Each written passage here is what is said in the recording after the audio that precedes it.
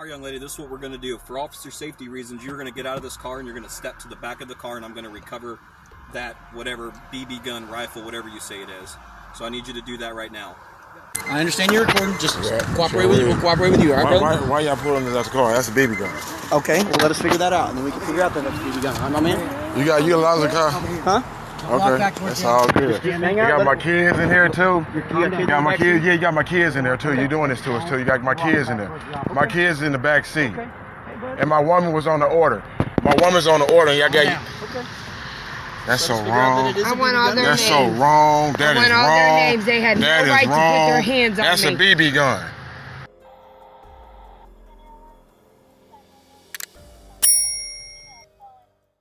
In Winfield, Kansas, in a small town of around 11,000 people, a father of 4 small children would have contact with the local authorities at least 20 times over the past 2 years before he decided to end everything. It was clear that he was becoming unhinged with every passing day, and he would often make videos showing people he believed were targeting him and also targeting his family. The same cop there, they come messing with me again. I'm minding my own business. And here come the same cop, this at the dentist's office, coming to harass a black man on Dillon's parking lot. Dude come up to me, harassing me. Coming up to me, wanting to call up in my car. I'm about fed up with these people keep messing with me. I don't bother nobody. All I do is take my girl to work, and I sit in the parking lot and I don't say nothing to nobody. These cops be sending these dudes up to my car to bother me, and I mind my own business. My girl's in here right now on the order. These 2 cops done pulled up because they done had somebody come up to my car and harass me. I'm tired of being harassed in this town. I don't bother nobody, like I said, and I mind my own business. They need to leave me alone and let me live my life. And that's just what it is. Now, I don't know if they're going to be coming over here to harass me some more, but I got the video going just in case. Yep, here they come.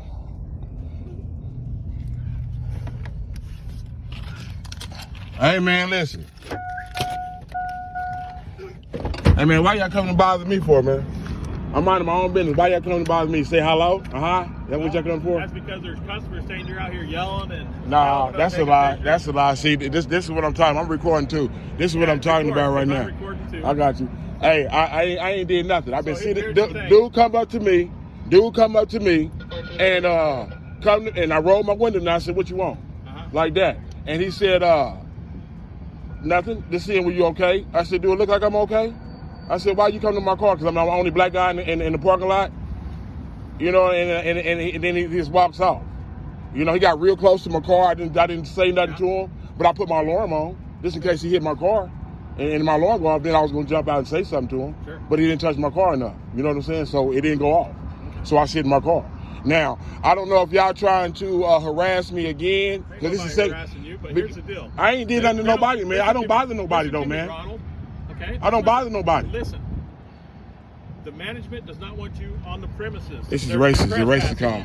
Racist call. Okay. Yep, I got you. There ain't no racist call. Yeah, it is. My girl, she's in here working right now, and this is the second time that this guy right here came and you came talking about the same thing. I thought that the officers had an agreement, and I thought, I ain't, man, I don't want nobody coming up to me, dude. Hey, I'm not here to.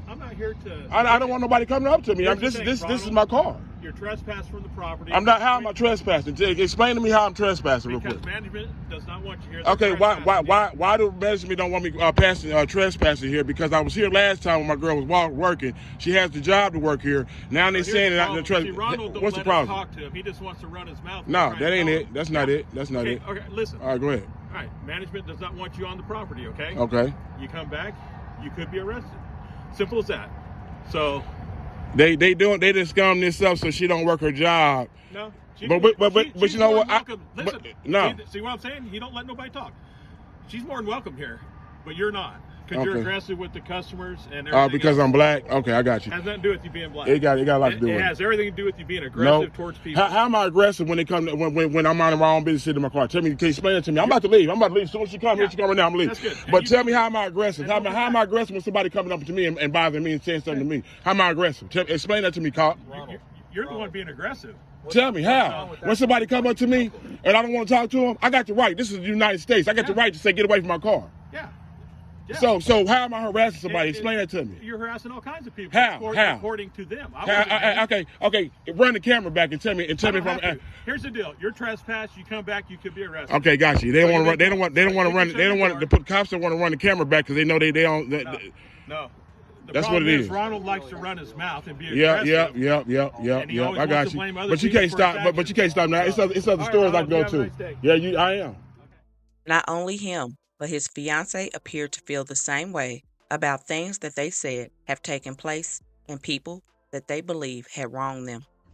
Today I woke up, and it's just another day, but it's not another day for me. I'm going through a horror story that even to myself seems unreal.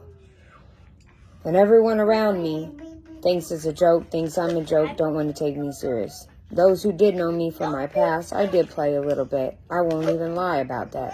I have my days where I did things and I made poor choices and stupid decisions.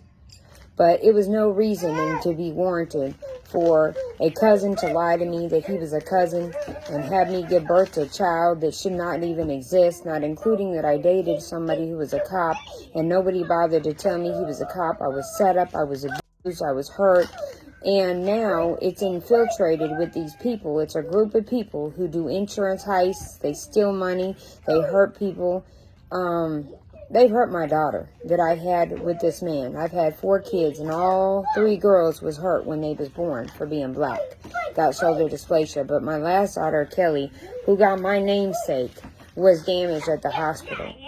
Now, I took her in. Excuse me, my nose itched. I took her into the doctor's office to be examined because I knew she wasn't right. I felt as a mother that something wasn't right.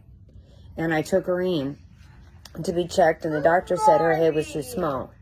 But the reality was the doctor that was treating her at Araposa over there in Wichita on 32nd Street, it wasn't that her head was small. It was the fact that it had a caved-in dent in the back. That's why she needed an MRI.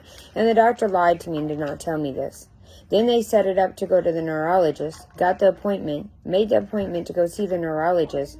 The neurologist made the appointment to go get the MRI, showed up to the doctor's office at St. Francis in Wichita for the MRI. They told me I was late, but they gave me the wrong time to show up. Rescheduled it. Wasn't until May 20th that I had to come back in for the appointment. Then when I got there in May for the appointment, I have family members who have now come in under their medical field disguise under different name badges. And I don't know what more damage they did to my daughter, not including the damage they did to her when she was born, because the Venezuela lady who helped give birth to my daughter at Wesley Hospital has some connection with this Venezuela cop, Mr. McKnight, who did all this horrible stuff to me. And I left him in 2013 for molesting the kids that him and I had together. He had me set up with a bunch of DFS people, including Mark George, my father, who I was born by. There's a whole lot of people. That's just my family, not including many other people who are all in this ring hurting people, doing things to people. That is unacceptable. They're stealing identities. They're taking people's money out of their bank accounts. They're making fake IDs. They're living the life according to the world. But the reality is they're hurting children. They're hurting people with no money. They're hurting people who have any type of slowness. Me, I'm disabled. I'm very slow and handicapped. When I learn something, I know it. I'm very, very smart and intelligent. But I've got a slight handicap to knowing sensible things like I should. And these people are taking advantage of me and taking advantage of my kids. I met this man, Ronald Williams. He came into my life and he helped, with God's help, put me back. These people made me go mentally crazy. The police were often called and responded directly to their home with allegations that were made, including mail tampering, medical malpractice, forgery, stalking, complaints about unidentified officers, conspiracies against them, people allegedly hacking their devices, murder plans against them, tax fraud, wrong done against their children, and that is just some of the reasons that they felt their family was not safe.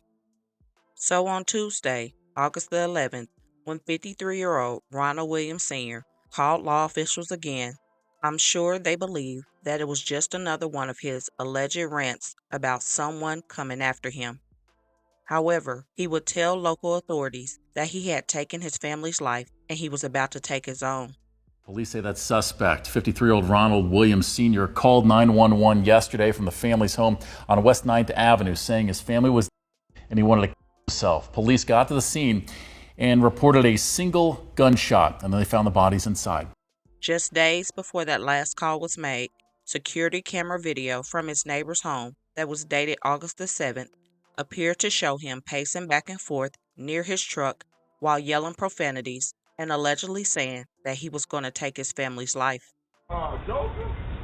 Woo! Roselle, son! White mother, white boy, my cousin Joseph? That's what they got me set up in mother county, You done killed my mother cousin, You killed my cousin Joseph.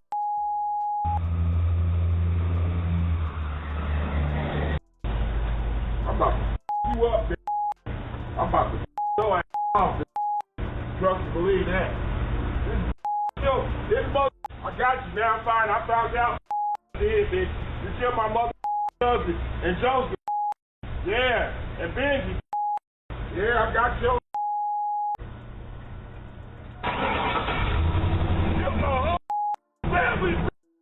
Even though the neighbor seen and captured the camera footage, she was not at all surprised because of Ronald's erratic behavior over the past few years. Deb, Chris, this home right behind me is where Kelly George and her 4 children were killed Tuesday morning. But I want to show you just how close their next door neighbor lived to them. Lisa Spoon lives right next door and says she's lived in this house for 38 years. And she says over the past year and a half, she watched the behavior at this home, again, right next door, become more and more erratic. Pretty erratic behavior, lots of confrontations that were bizarre. For years, there was little more than a concrete border separating Lisa Spoon from the family next door.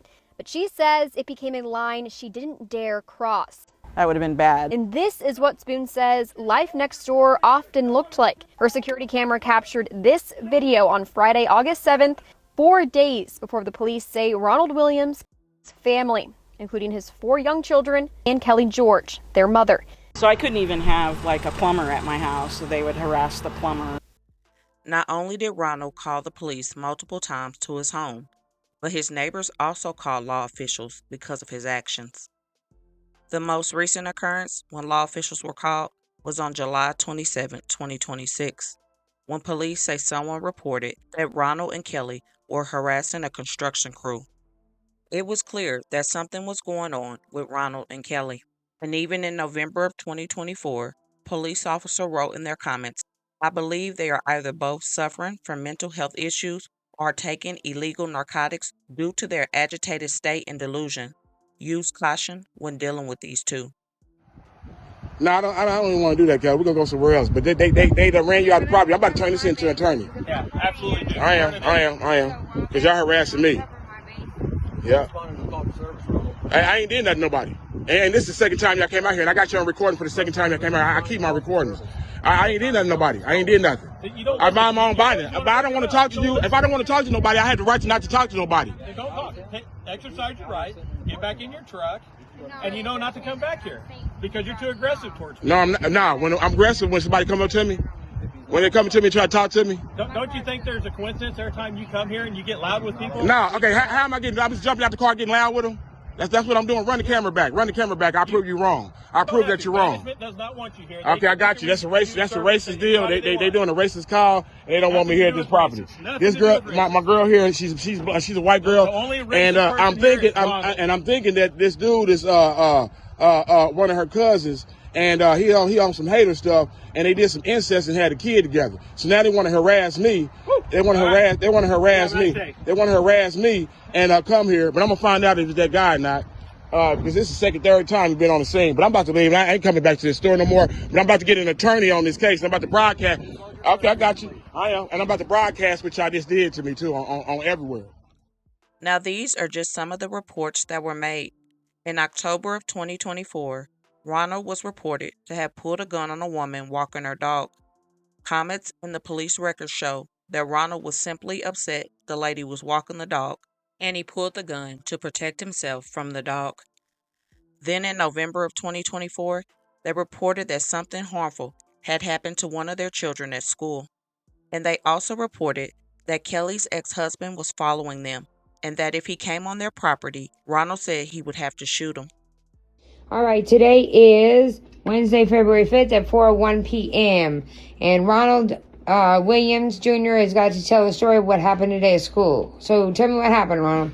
Well, so I was at lunch eating my lunch until the guy walked up behind me and touched me down here. What guy? He was a kid. He had black hair, and he was white. Did a teacher see him do that to you? Yes. What teacher? And he went to the principal office. I'm here now on the harassment of my son and daughter, Ronald Williams and Caroline Williams. The incident happened when the little boy grabbed my son's and they had my daughter bent over to school. They didn't report the people that had my daughter bent over and said she was wearing a diaper. So they changed the second and fifth grader recess. That's cool. Good morning. I'm Mark. Good morning. How are you? I'm not. How can I help you today? Yeah, I'm reporting the harassment on my son and daughter. Okay, I met with I believe it was your wife this morning? No, my fiance. Oh, your fiance? Yes. She told me about it. I went in with Mr. Irving. We called your son in. He told us what happened, and they're addressing this situation now. Okay.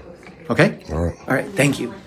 Now, because of the report that was made about their child allegedly being touched at school, they also were dealing with DCFS. In a call that was dated back in 2024, the police were informed about a disturbance involving Kelly and Ronald at the Department of Children and Families office. Things had gotten so bad that the Department of Children and Family Services did not want them there. Williams was reported to have pulled a gun on people multiple times, including a woman walking her dog in October 2024, and one call where someone called police about a disturbance involving Kelly George, a mother of 4, and Williams at the Department of Children and Families office. And we have reached out to the DCF for more information on its potential history and interactions with Ronald Williams and his family. It confirms it's received that request and is processing it at this time. With the way that everything had been playing out, you would think that DCFS would have taken the children out of the home, concerned for their safety at this point, and not because the parents did anything to their children, but because the parents themselves appeared to be unstable. Again, the KBI says the suspect in that murder is this man, 53-year-old Ronald Williams Sr. He has an extensive criminal history, spending time in prison for indecent liberties with a child under the age of 14, theft, violation of a protective order, and battery. He's also a registered sex offender. Records show he was released from his sentence in January of 2016. Police records also show that someone who told police that they were Ronald Williams' mother filed for a welfare check in April of 2025, to which Ronald reportedly told police he was cutting people out of his life. Things like a truck driving by and a piece of wood happened to fall off in the middle of the street disturbed them. And in October of 2025, a FedEx delivery driver who turned around in their driveway, Ronald reportedly started yelling and pulled a gun on them just for turning around. This Winfield neighborhood is still trying to deal with what happened here. Community members and faith leaders are coming together to grieve and stand by one another. People have been coming to the family's home where the tragedy took place, dropping off flowers, tributes, and stuffed animals. Throughout the day, we've seen people walk up to the home of Ronald Williams and Kelly George to pay their respects to George and the couple's children. They've left flowers, stuffed animals, tributes, and even Bibles. Winfield native Caroline Whitley visited the memorial Wednesday in disbelief. My daughters are just a little bit younger and older than those girls. And it's so heartbreaking to even think this happened in our community. That it's just right here, right in Winfield, Kansas, and couldn't do anything about it. Faith leaders are also uniting with the people of this town to mourn and stand by one another. Devastation, pain, really just kind of my heart went out to our community and those affected greatly by this tragedy that happened here in Winfield. On Friday, the 14th Grace Point Assembly of God will host a community prayer vigil for anyone who wants to attend. The church's pastor Nathan Cook says that coming together as a community is very important for healing. The Word of God talks about coming together and bearing one another's burdens, and I can't think of a better time to do that than now, to come together, pray for one another, to lift up one another, to be there to help one another in that time. Whitley says the same thing. I think we should have candles lit up, just everything we can do to help support the awareness of this. It shouldn't have happened in the first place. After the tragedy occurred, Kelly's brother wrote, "We were close once, but it's been years since I last saw you, sis. I'm sorry for what you had to endure, and I can only pray that right now Jesus has you and the babies. R.I.P. Kelly. Please tell Mom I've done my best to be a good man, and I miss her. Please hold your babies close and tell them there is no more pain." It is very sad that whatever was going on in Ronald's mind, he decided to take his family's life. And my thoughts and prayers go out to everyone affected by this horrible tragedy. Don't forget to let me know your thoughts. Also, don't forget to comment your prayers and hit that like button and share to make your people aware. And as always, remember to stay woke. Things change quickly.